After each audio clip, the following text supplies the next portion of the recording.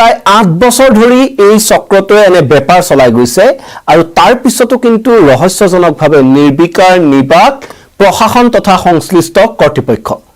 এটা অতি স্পৰ্শকাতৰ বিষয় লৈ আহিছো নমস্কাৰ মই মৃদুপৱনে স্বাগতম জনাইছো নিউজ 18 অসম নৰ্থ ইষ্টৰ ডিজিটেল লাইভলৈ আৰু অসমীয়াৰ জাতীয় উৎসৱ বিহুক লৈ এতিয়া ধুবুৰীত এটা চক্ৰই বেপাৰ চলাই গৈছে বহু ভুল বিকৃত তথ্যৰে বিহু বিষয়ক ৰচনা কণ শিক্ষাৰ্থীসকলৰ বাবে তেওঁলোকে এৰি দিছে আৰু 8 বছৰে এনেদৰে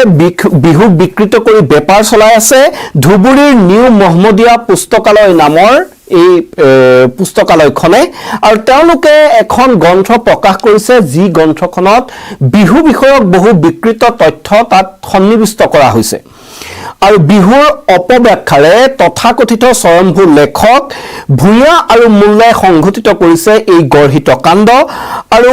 2018 চনতে কিন্তু এই সমগ্ৰ বিষয়টো পোহৰলৈ আনিছিল নিউজ 18 অসম নৰ্থ ইষ্টে আৰু তেতিয়া মোহাম্মদ ইউনুস আলী নামৰ এই যি দোকানখনৰ সত্তাধিকাৰী আছিল তেওঁ এই সম্পৰ্কে ক্ষমাও খুজিছিল যে ভুলবশতঃ এনে ধৰণৰ ভুল থাকি গল সেই কিতাপখন ছপা কৰাৰ সময়ত আৰু পৰৱৰ্তী সময়ত তেওঁ মন্তব্য কৰিছিল যে সেই সকলো যি সমূহ গ্ৰন্থ তেনেকৈ ভুল তথ্যৰে ছপা কৰা হৈছিল সেই সকলো তেওঁ সংগ্ৰহ কৰিব আৰু সংগ্ৰহ কৰি সেইখিনি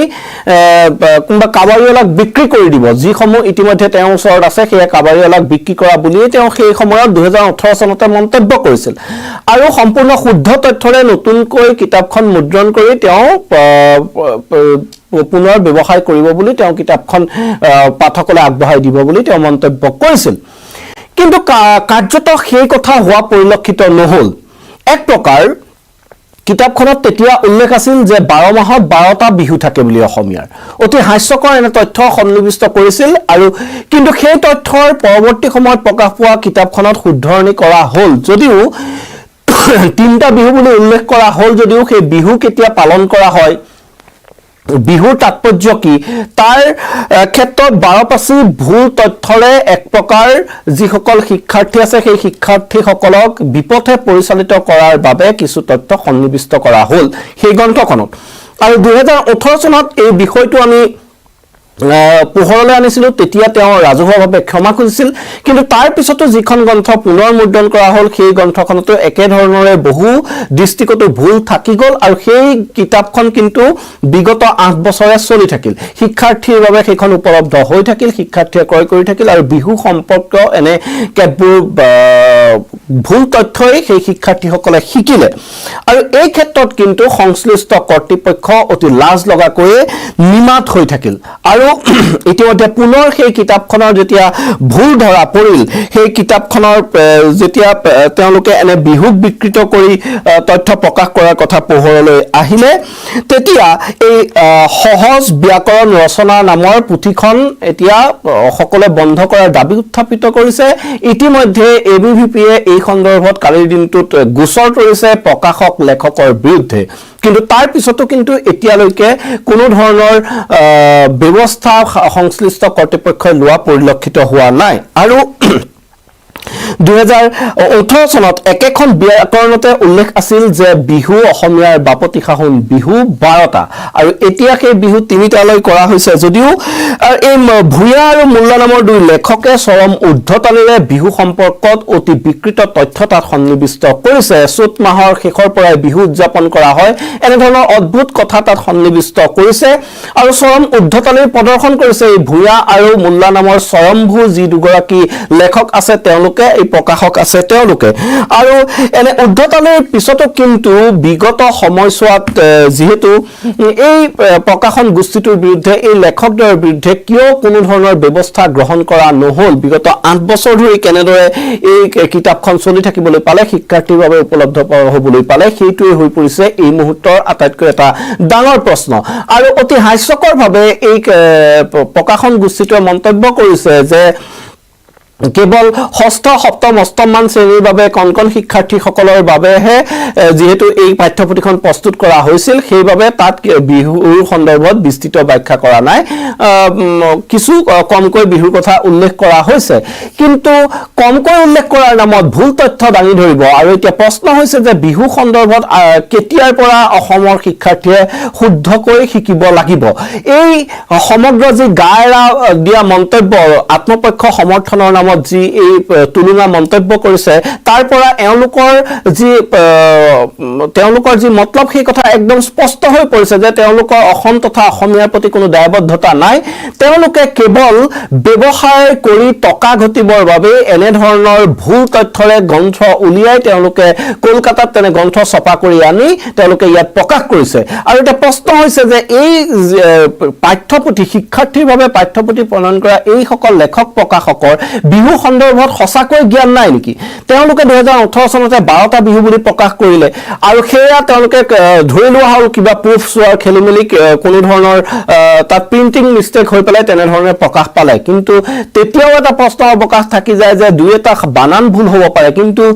এটা তথ্য সম্পূৰ্ণৰূপে এটা দীঘল বাক্য কিদৰে এনে ধৰণে ভুল হৈ যাব পাৰে তথাপি আমি ধৰি ললো যে সেই সময়ত সেয়া ভুল হৈছিল তাৰ পিছত তেওঁলোকে যি শুধৰণি ঘটালে সেই শুধৰণিটো কেনে ধৰণে এনে মাৰাত্মক ভুল থাকি গ'ল যে চৈত্ৰ মাহৰ শেষৰ পৰাই বিহু পালন কৰা হয় এনে ধৰণৰ বহু তথ্য আছে আমাৰ ওচৰত কিছু দৃশ্যাংশও আছে সেই দৃশ্যাংশ আমি আপোনালোকক দেখুৱাবলৈ চেষ্টা কৰিম যে কিদৰে তেওঁলোকে এনে এই সম্পূৰ্ণ বিষয়টোক লৈ তেওঁলোকে এনে গায়ৰা দিয়া মন্তব্যৰে চৰম উদ্ধতালি প্ৰদৰ্শন কৰিছে এই গ্ৰন্থখনত এনেদৰে যি সহজ ব্যাকৰণ সেই গ্ৰন্থখনত শিক্ষাৰ্থীৰ বাবে বহু ভুল তথ্য তেওঁলোকে সন্নিৱিষ্ট কৰিছে আৰু ইয়াৰ ফলত এতিয়া তীব্ৰ প্ৰতিক্ৰিয়াৰ সৃষ্টি হৈছে ৰাজ্যত আমি 2018 চনতো এই সন্দৰ্ভত বাতৰি সম্প্ৰচাৰ কৰিছিলো আৰু 2018 চনত আমি যেতিয়া বাতৰি সম্প্ৰচাৰ কৰিছিলো তেতিয়াও কিন্তু তীব্ৰ প্ৰতিক্ৰিয়াৰ সৃষ্টি হৈছিল আৰু সেই প্ৰতিক্ৰিয়াৰ পিছত নিউজ 18 অসম নৰ্থ ইষ্টৰ মাধ্যমেৰে তেতিয়া যিজন স্বত্বাধিকাৰী আছিল ইউনুছ আলী বুলি তেওঁ ক্ষমা ভিক্ষা কৰিছিল আৰু সমগ্ৰ অসমবাসীৰ ওচৰত তেওঁ ক্ষমা বিচাৰিছিল আৰু ইয়াৰ শুধৰণি হ'ব বুলি প্ৰতিশ্ৰুতি দিছিল কিন্তু কাৰ্যত সেয়া হৈ নুঠিল আৰু আমি সেই দৃশ্য দেখুৱাইছো কিদৰে 2018 চনত আমি এই বাতৰি প্ৰকাশ কৰিছিলো আৰু এই বাতৰি প্ৰকাশ কৰাৰ সময়ত সেই তেতিয়া এইগৰাকী স্বত্বাধিকাৰ আছিল ইউনুছ আলীয়ে তেওঁ সকলো শুদ্ধ কৰি দিয়া হ'ব বুলি প্ৰতিশ্ৰুতি দিছিল কিন্তু তাৰ পিছতো কিন্তু এই যিসমূহ বিষয় আছিল এই বিষয় শুদ্ধৰণি কৰা নহল ইয়াৰ আৰত এতিয়া কিবা চক্ৰান্ত আছে নেকি যে এনে ধৰণৰ ভুল তথ্যৰে কিয় বিহু সন্দৰ্ভত শিক্ষাৰ্থীসকলক শিকোৱা হৈছে ইয়াৰ আৰত তেওঁলোকৰ কিবা উদ্দেশ্য আছে নেকি বিহুক এনেদৰে বিকৃত কৰি তেওঁলোকে আচলতে বুজাব খুজিছে কি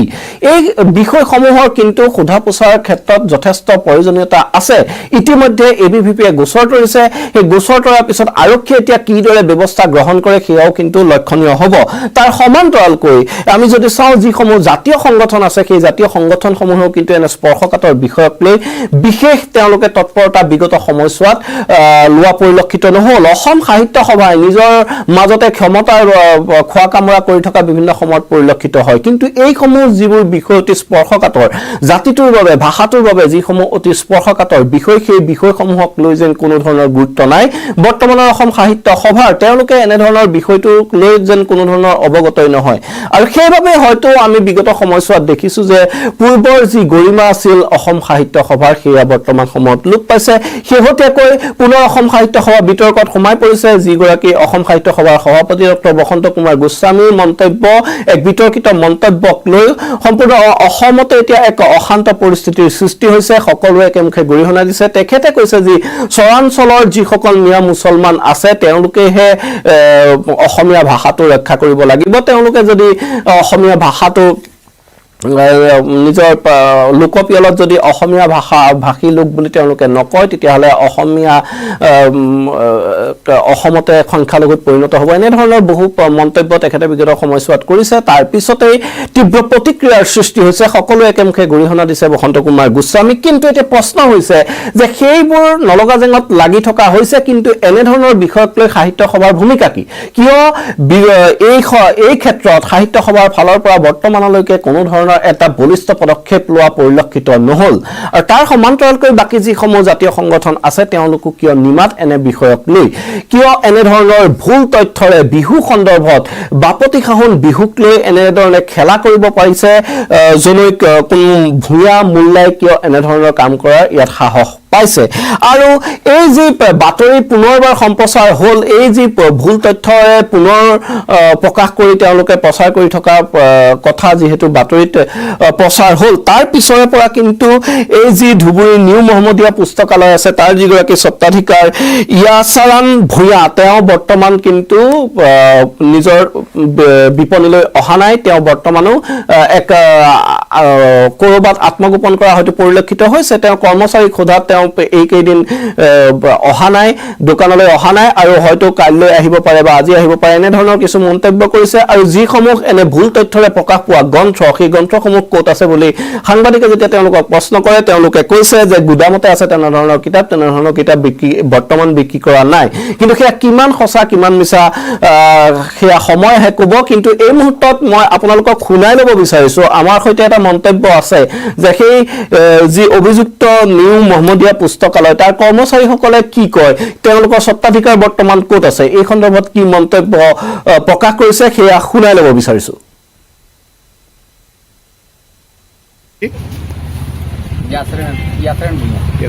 ক'ত আছে এতিয়া বাহিৰত গৈছে